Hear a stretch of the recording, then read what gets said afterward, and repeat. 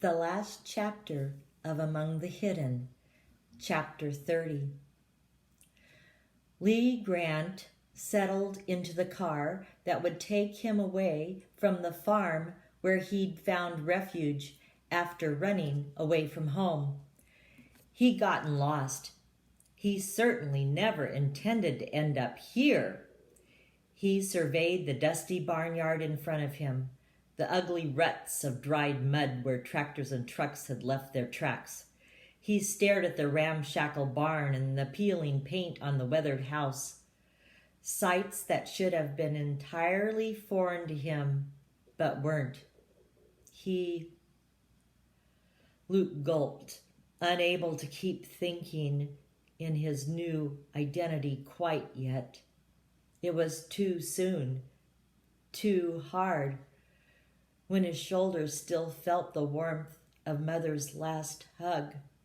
He looked down at his hands, clenched together in his lap, and they already seemed like someone else's against the background of his crisp new trousers.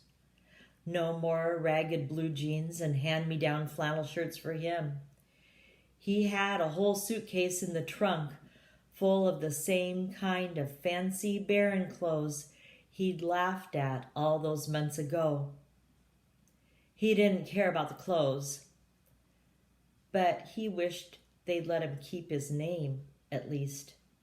Yet Jen's father had been proud that he'd gotten to keep the same initials. A rush job like this, it's a wonder you're not stuck with Alphonse Xerxes, he bragged in the letter he'd dropped off the night before, pretending he was just coming to ask Luke's parents to cut back the willow tree that draped over onto the Talbots' land. The real Lee Grant was a baron. He had died in a skiing accident just the night before. His parents wanted nothing to do with Luke. Too painful, Jen's father had explained. But they had agreed to donate their son's name and identity card the way people had once donated hearts and kidneys. Some secret group that helped third children had arranged it. The group had also agreed to pay for Luke to go to a private school as a boarder year-round. Supposedly he was transferring in during the middle of a term as punishment for running away. He'd read about such places in the old books in the attic. It seemed a strange way to live without a family, but he was just glad not to have to pretend to love another set of parents. Now Luke looked back at his family's porch, where Mother and Dad and Matthew and Mark were standing and already waving. Dad and Matthew looked gruff, and Mark merely looked serious. Strange enough for him. But tears were streaming down Mother's face. She'd cried too the night Luke had told his parents everything. He started with his first visit to Jen's house, and Mother had immediately scolded.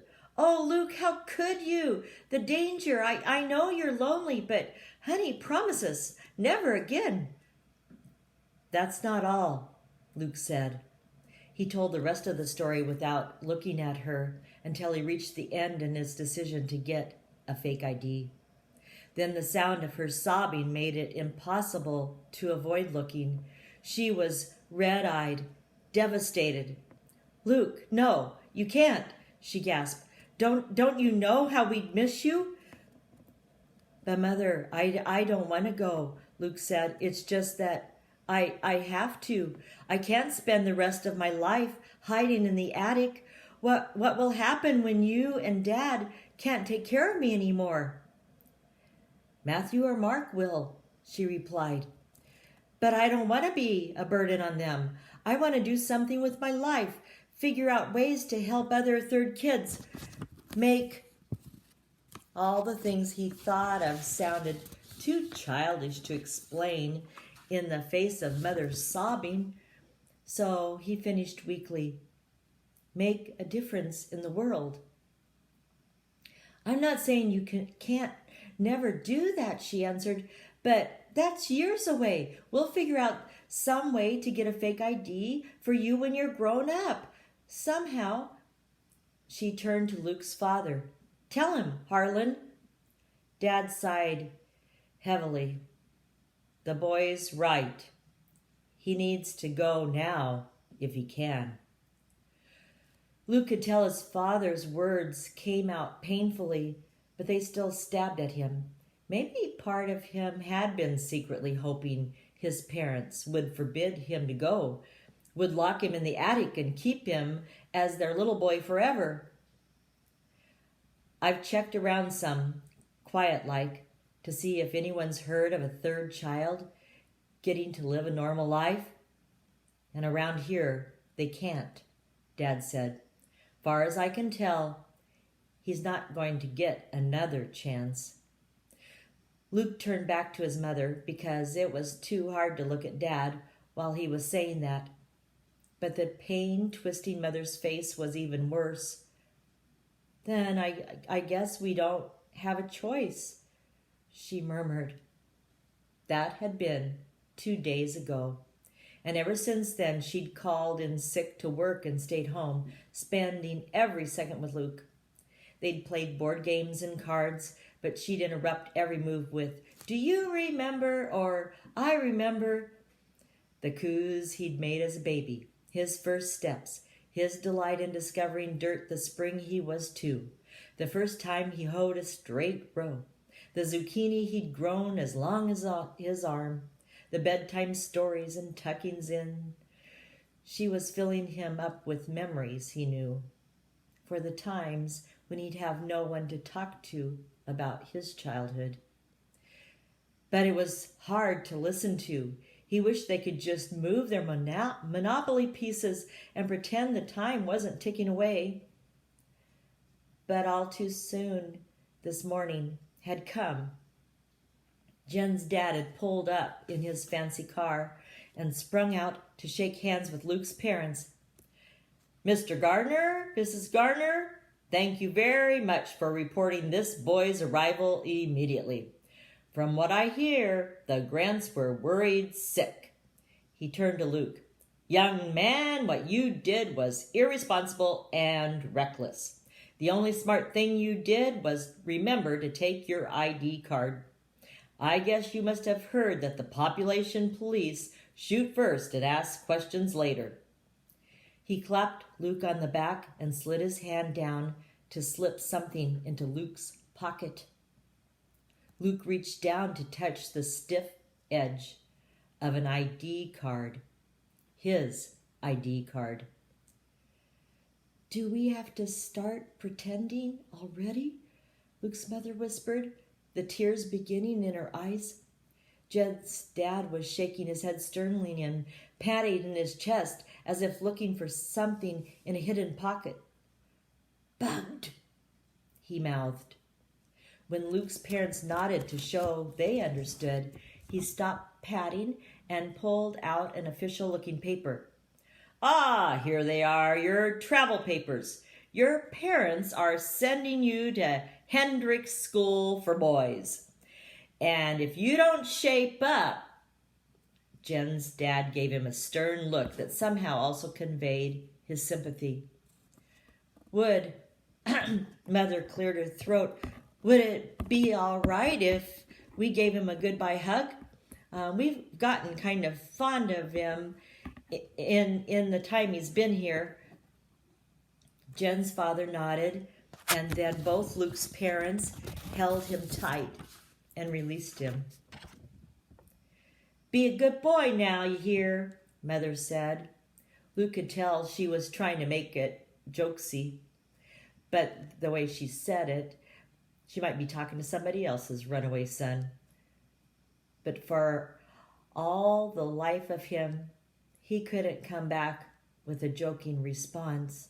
He only nodded, blinking hard, and then he stumbled to the car and tried to be Lee. Jen's dad circled the car and slid in on the driver's side. He started the car and pulled out. "You're just lucky you're getting such a highly paid chauffeur," he said. If I weren't a personal friend of your father's cousin. Luke wasn't sure if there was a hidden message in the words, or if Jen's dad was just talking for the sake of the bug. He decided he couldn't analyze it yet. He peered back at his frantically waving family until they were out of sight. Soon the car was passing the other side of the barn and the field beyond. Views Luke had never seen, though he'd lived his entire life within 100 yards of them. In spite of the fear gnawing in his stomach and the anguish of missing his family already, he felt a thrill of excitement. There was so much to see, he'd have to tell Jen. Jen.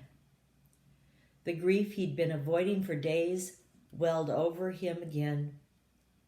But, I'm doing this for you too, Jen, he whispered, too softly for Jen's dad or the bug to hear over the car's hum. Someday, when we're all free, all the third children, I'll tell everyone about you. They'll erect statues to you and name holidays after you. It wasn't much, but it made him feel better. A little. Luke stared back at his family's farm as long as he could. He could just see the roof of Jen's house beyond the sparse line of trees. And then in no time at all, everything familiar disappeared over the horizon. Lee Grant turned around to see what lay ahead. The end.